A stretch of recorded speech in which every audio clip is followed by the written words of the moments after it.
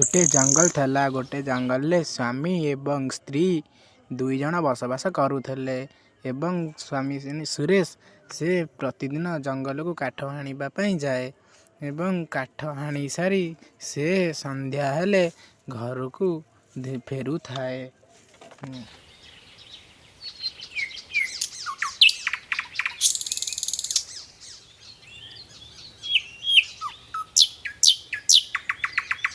तापर दिन सुरेश देह बहुत खराब ताकू लगुला एवं से ता स्त्री को कहला कि मोर देह बहुत खराब लगुच हेले किंतु ता स्त्री मानु नथला।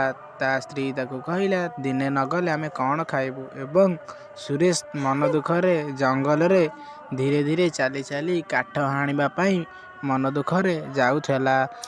जाउथिबा बेले गोटा सिंह राजा को देखिला।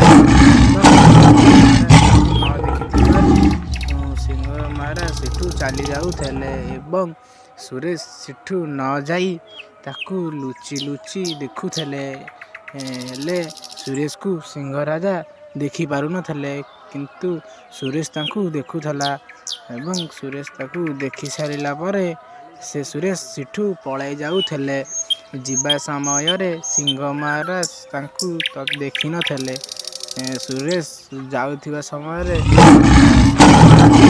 सुरेश को देखि ताकू गोड़ाइले। ताकू गोड़ाई किनी ताकू झांप मारी धरी देले एवं धरी सारी ताकू खाईदेले। तांको स्त्री मन दुख करी एकुटिया बंचुथले। स्त्री लोभ पई स्वामीर मृत्यु होई गला। तेणु करी आउरी गप वीडियो देखिबा पई आम चैनल को लाइक शेयर कमेंट एवं सब्सक्राइब करी देबे।